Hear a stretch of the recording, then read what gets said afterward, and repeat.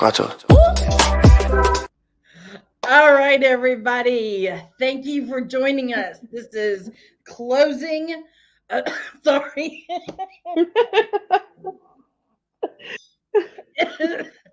It's been a day, y'all. It's been a day.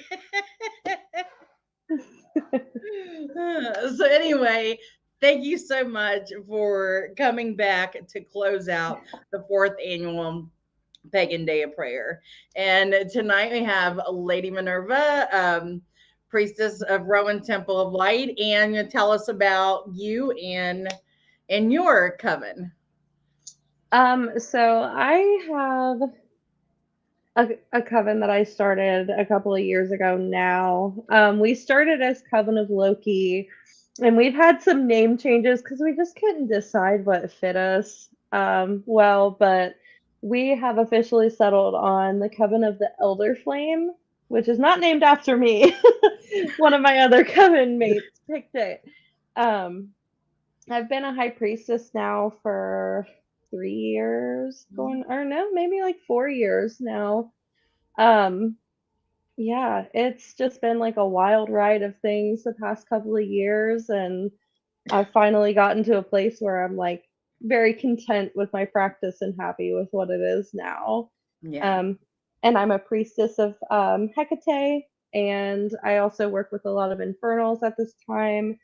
I also am a follower of Qayin, which is not a very known practice, but it's definitely an interesting one. So, yeah. Hello, everybody. Thank you for joining us. Hi, guys. A coven. I thought it was a knitting club. Yeah, we are. We're a knitting club by day and a coven by night. Fiber magic at its finest. Yeah, exactly. So, what do you have in store for us tonight? So I just have some things to share about Hecate because I feel like she's someone that I wanted to really honor and talk about because she has brought me so far in my practice and has been a pillar of strength through every trial in my young adult life. Um, so I decided to make up a bowl of turnips, which is it's basically water, salt, and I burn a bay leaf and put it in there to purify. Um, and it's something that a lot of Hellenic practitioners use to like wash their hands, their face, their hair, um, and it's to rid you of miasma, which is like when you go into like a Catholic church and they do like the holy water rinse before you come in. It's the same concept. It's to cleanse you before you commune with the gods and everything, which I've already done it. I did it with my hands and my hair because I don't have a veil today. So, um, yeah, I have notes. I need to get those out because I have ADHD and I can't remember anything. You're doing great. But join the club because the majority of us have something or other. We're all But neurodivergent in our own way. But yeah, I wanted to lead it off with a prayer to Hecate just to honor her for being present during this closing. Um, this is a prayer from In Praise of Olympus by Hearthstone. If you are a Hellenic pagan and you don't have this book, you need to have this book. It's got so many good prayers and hymns in it, and it covers like every Hellenic deity you could imagine. So I'm going to lead off with that. Dark-eyed Hecate, daughter of Assyria, deep-hearted goddess, walker of many roads. In the night, in the dark, you bring comfort to those who suffer, to those who despair, to those who are powerless, hopeless, and defenseless. At the threshold you stand, immovable, bearing all evil, safeguarding the home. At the crossroad you stand, in that in-between, where nothing is certain and nothing is safe. Along the edges of propriety you go, with steady step and ready wit, to guide and to sustain those who do what they must. In all worlds you hold a share. On earth and sea and sky you move with ease amongst them.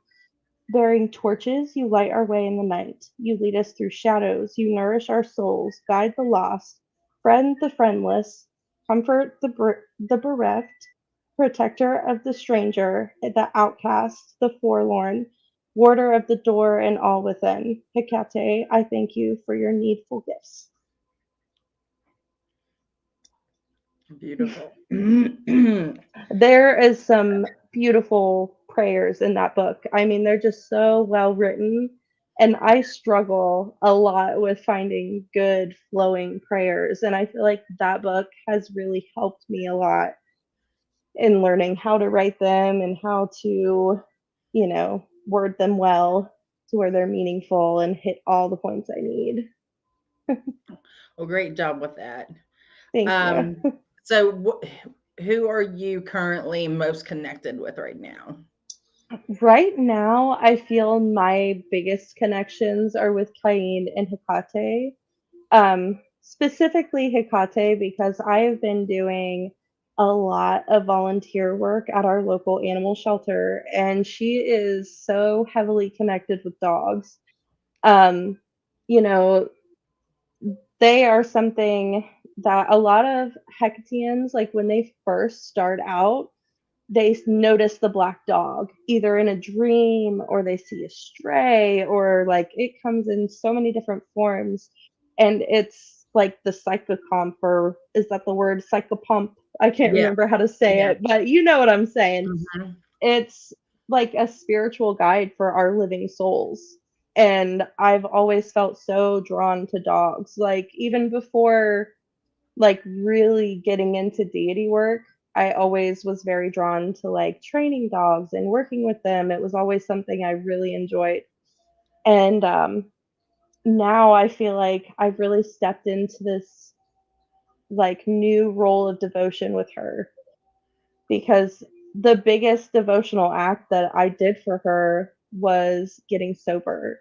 Back in 2019 and 2018, I struggled really heavily with a meth addiction. And it just really, I did not feel connected to Christianity. Like, I didn't feel connected to that in a like basic book, like scene.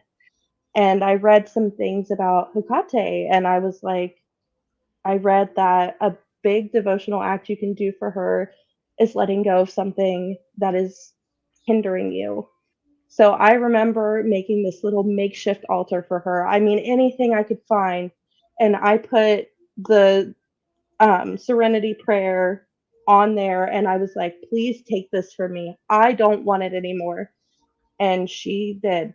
She took it from me and she guided me through that, and she kept me on the right, on the right track. So she's always been such a big part of me as a person. She's like my spiritual mother. Like she's always taking care of me. Good, So absolutely. yeah. I love that. Yes, she's amazing to work with for any kind of growth that you need in your life, especially when you're in your early years of womanhood and you're just learning like how to become an adult and become a woman. She's there to pick you up and put you where you need to be. And that's just what I love about her. I mean, she's the maiden mother and crone. She's there for every phase of your life. Yeah. So, yeah. I haven't worked that much with her. She is a part of my broad spectrum. I do have more, I've noticed I have more um, goddess aspects than I do God. Yeah. Yeah. And I feel really bad about it.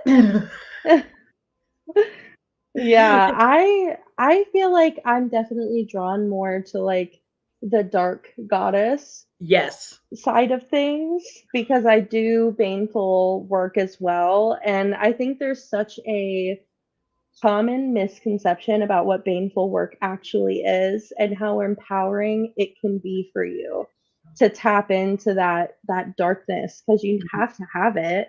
Mm-hmm. And I do baneful work for protecting my home, protecting my family, for financial growth, for, everything, justice if needed.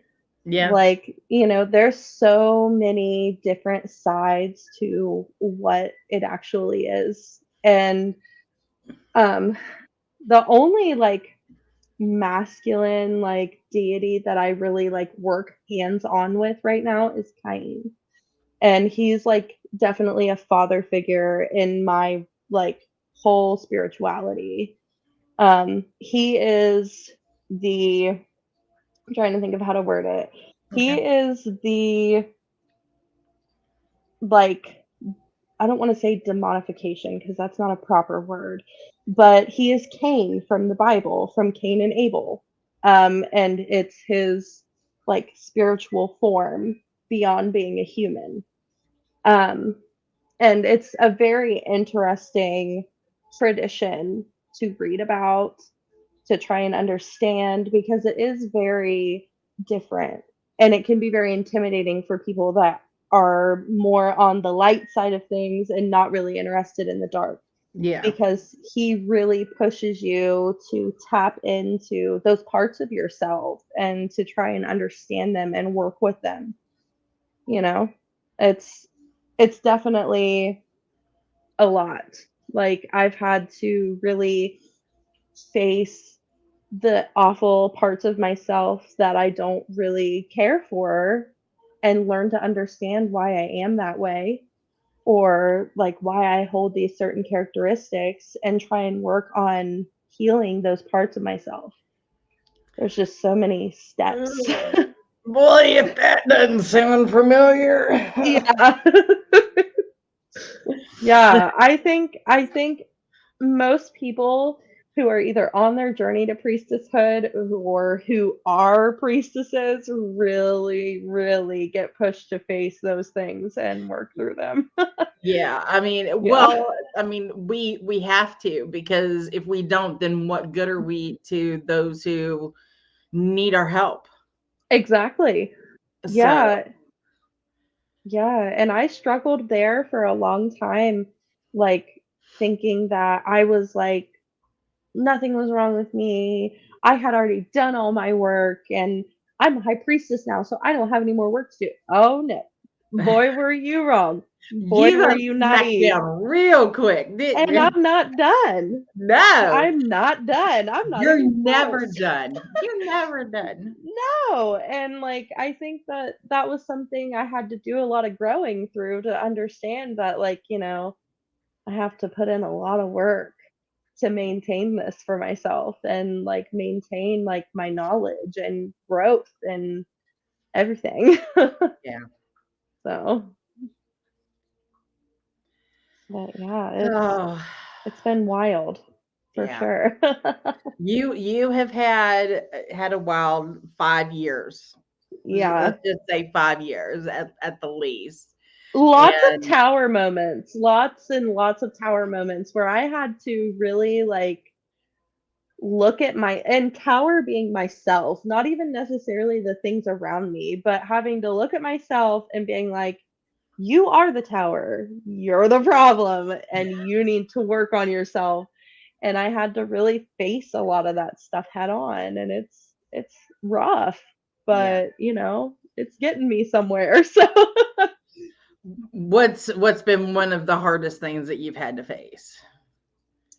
Um, I think that within my spirituality, the hardest thing I've had to face is that in my like past, I have not been a great friend to people around me. Like I used to not be like the best I could be. And it was causing a lot of rifts in a lot of my relationships within the spiritual community. And, it comes from a lot of everyone that I was friends with being very young and still needing to grow. And like, I think we just had to take that time apart from each other to be able to let that growth in.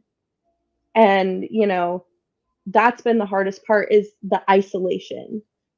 Because for me, with my deities, it was like forced isolation. They were like, you're done. Like, you need to focus on just you right now. You need to focus on your own healing, your own everything.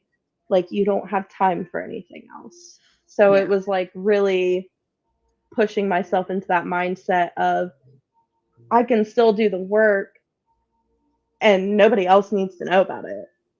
Like, I can do the work on my own, and Yeah. there's no problem with that. Yeah. Because I think a lot There's of pros and cons to being alone and being a part of a group. Because sometimes in group settings there becomes power struggles, and that really just destroys everything.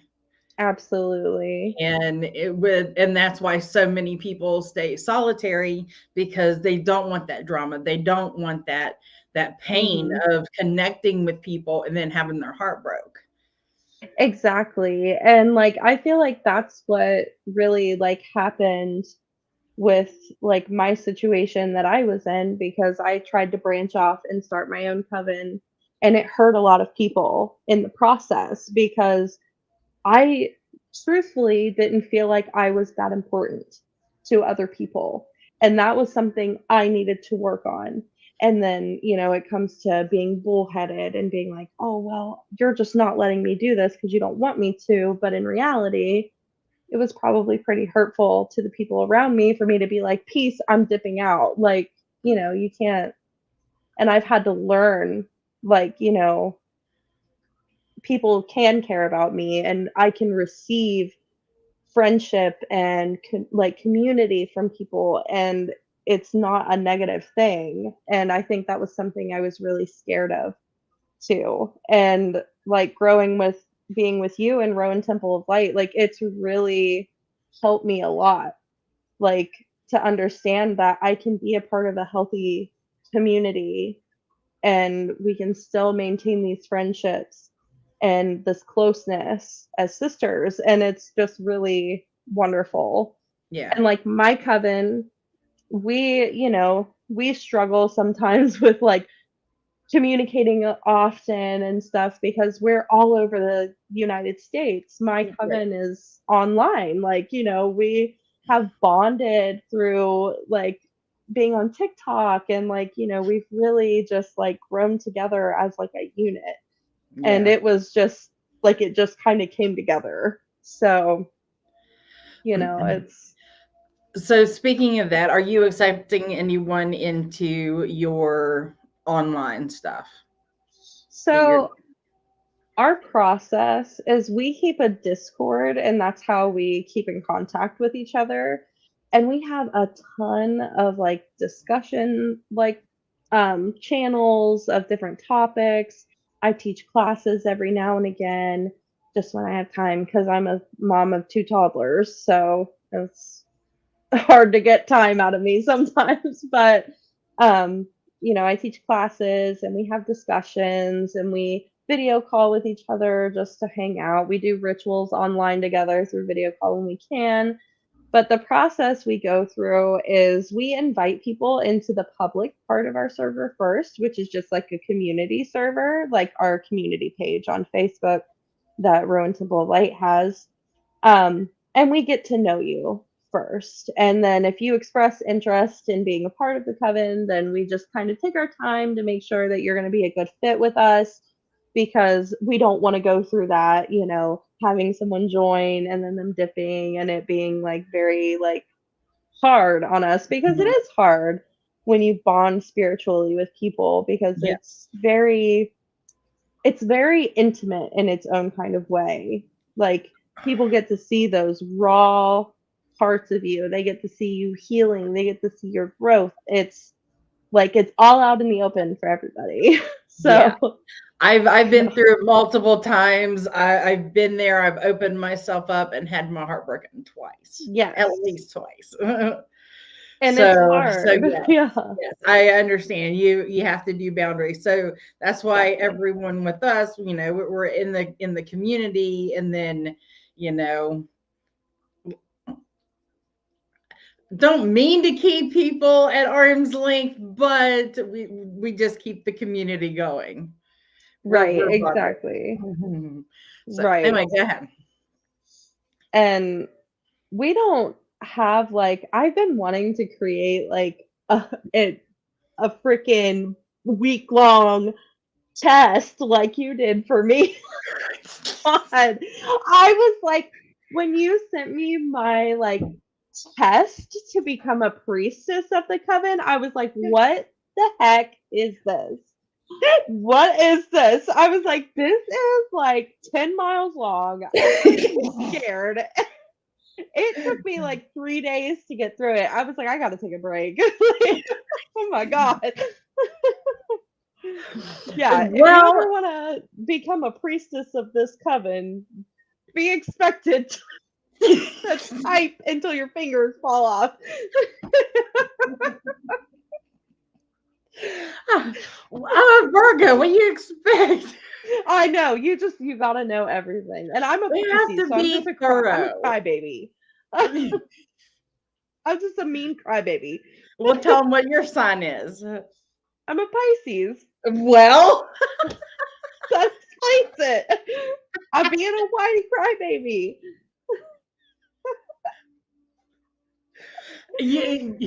but Virgo and Pisces are sister signs, and sometimes they get along, and sometimes they're like, "I'm gonna punch your face in." No, for real. Yeah. Oh my gosh. Yeah, me and my mother both are Pisces. I'm a February Pisces and she's a March Pisces. Okay. So we grew up like we were always both very emotional. So like, every literally over any sentimental thing, you can catch us both bawling about it. We're gonna be bawling. Like, ugh. And you better pray for me because I'm a Pisces raising a Sagittarius and a Gemini. So say your prayers. 'Cause I don't know what I'm doing. Let's make sure that you're on the prayer list. No, for real, for my sanity, please. So, last call because we're getting ready to burn the prayer list. So, last call if anybody is on here and you need it, speak now or forever hold your pieces. Yeah, I already told you to put me and my baby child on there because she's a sicky pants. So Such a I'm little trying to get sweetheart. it. I'm trying to get a new job, so praying real hard today that they give me a Absolutely. call this week. So, this has been a very long day, and I am so thankful to everybody that has come on and joined in today. And thank you for using the hashtag in your video, by the way. Yeah. Appreciate that.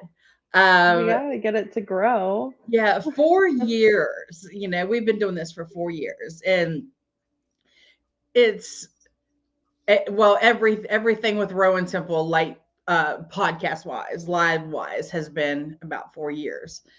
So this is the end. I think we have one episode of Divination Night left, and then we're done with podcast season. Because we're going into event season, which Beltane in the Hills, which Right. you are in the running for May Royalty. Yeah. Yes, you are. So if you would go on to our Rowan Temple of Light page, there is a pinned post there, and if you go to her picture, you can vote. Voting is open until April 19th.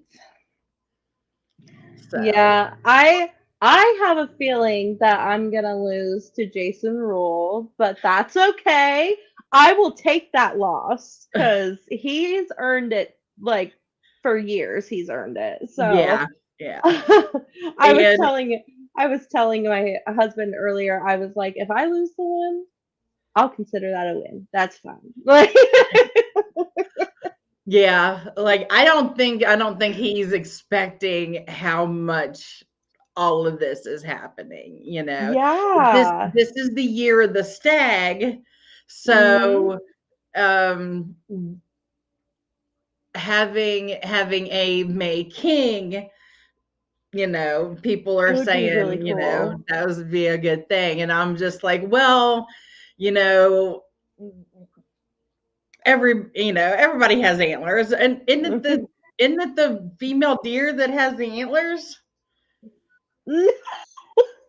No, it's male deer that have the antlers, Well, but I thought that Santa Claus's reindeer were all women. I think they might be. You're right. You're You're just not going to right. argue with me, are you? No, you're right. Believe what you want. I don't care. No, if that isn't a total Pisces thing to do to a Virgo. No, for real. Just feed it. Just feed it. Yeah. Absolutely. I will feed your delusion. Yes. All right, everybody. So have the fire safe bowl. Do have the prayer list and look for my lighter. The trusty Virgo Bic lighter.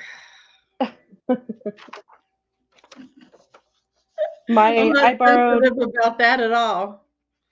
my mom's lighter to light my Hey, candles, and it has Snoop Dogg on it. So oh yes. Hey, I got confirmation. I got somebody backing me up. They are girls. All right, here we go. Here goes the prayers for the 2024 Pagan Day of Prayer.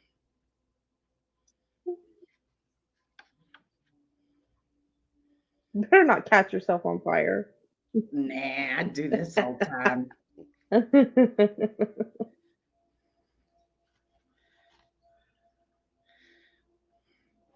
So, also, Rowan Temple of Light and our show Under the Rowan Tree is up for Influencer of the Year. Nice.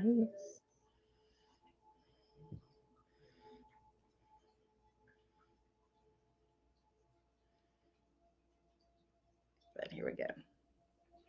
Wow. That was a smooth burn. Still going down there.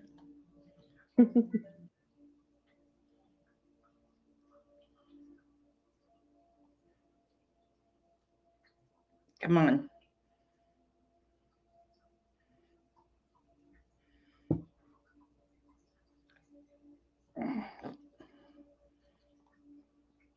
Sorry, I had to make a little adjustment, but it's going now.